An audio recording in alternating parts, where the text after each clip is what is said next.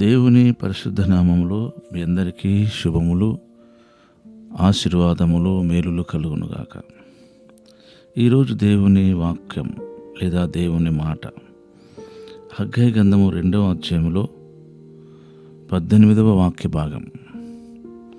మీరు ఆలోచించుకోనండి, ఇంతకు ముందుగా 9వ నెల 24వ దినము నుండి, అనగా యెహోవా మందిరపు పునాది వేసిన నాట నుండి మీకు సంభవించిన దానిని ఆలోచించండి. 19వ వాక్యం. కొట్లలో ధాన్యమున్నదా? ద్రాక్ష చెట్లైనను, అంజూరపు చెట్లైనను, దానిమ్మ చెట్లైనను, ఒలివ చెట్లైనను ఫలింపకపోయేనా కదా? అయితే ఇది మొదలుకో నేను మిమ్మల్ని ఆశీర్వదించేదను. గత కాలపు జీవిత అనుభవంలో మనకు కొన్ని ఇబ్బందులు కలిగడం సహజం, నష్టం కలగడం సహజం, బాధ దుఃఖము కలగడం సహజం, జరిగి ఉండవచ్చు. కానీ ఇది మొదలుకొని నేను మిమ్మల్ని ఆశీర్వదించేదను. దేవుడు ఆశీర్వదించడానికి ఒక టైం ఉంటుంది.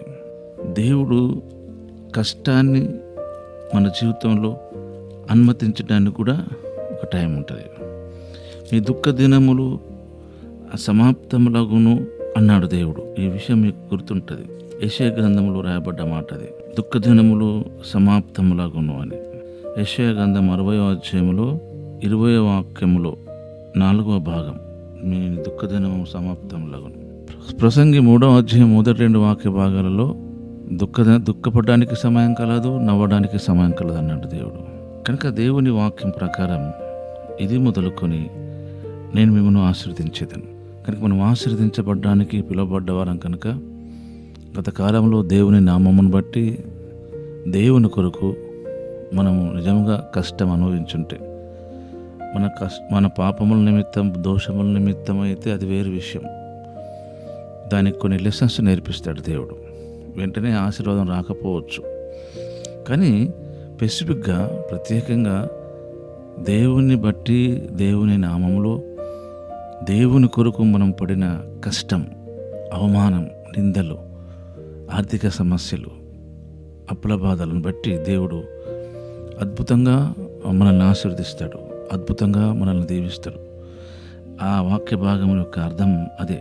కనుక గత కాలంలో మరి మన జీవితంలో ద్రాక్ష చెట్లైనను, అంజూరపు చెట్లైనను, దానిమ్మ చెట్లైనను, ఒలివ చెట్లైనను ఫలించకపోయేను అనే మాట గమనించండి. కనుక మనం చేసింది కొన్నిసార్లు పనులలో మనకు మేలు, ఆశీర్వాదం ఉండకపోవచ్చు. కానీ దేవుడు మనకు ఒక వాగ్దానం చేసేది ఏంటంటే, ఇది మొదలుకొని ఇప్పటి నుంచి మిమ్మల్ని ఆశీర్వదిస్తాను, ఇప్పటి నుంచి మీకు మంచి ఆరోగ్య పరిస్థితిని కలిగిస్తాను, ఇప్పటి నుంచి మీ పరిచర్య అభివృద్ధిలోకి వస్తుంది.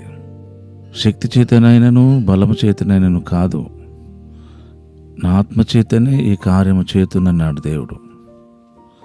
మానవ ప్రయత్నం తప్పేమి కాదు, కానీ ఆ ప్రయత్నంలో దేవుని వైపే చూడాలి. అదే ఆయన యందు ప్రయాసపడడం అంటే. ఆయనతో సంబంధం లేకుండా, ఆయనకి ఇన్ఫర్మేషన్ లేకుండా, మన జ్ఞానము, మన తెలివి, మనకు తెలిసిన వాళ్ళ మీద, వాళ్ళ మాటల మీద ఆధారపడి మనం జీవనం కొనసాగిస్తే మనకే ఇబ్బంది.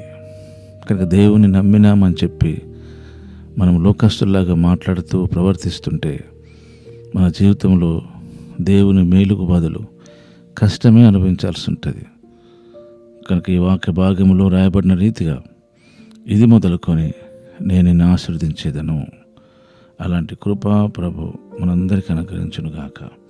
పరిశుద్ధుడు అయిన తండ్రి, ప్రేమగల దేవ, మీకు వందనాలు. ఇది నా వాక్యం కొరకై స్తుతి చెల్లిస్తూ యేసు నామములోనే ప్రార్థిస్తున్నాము తండ్రి. ఆమేన్.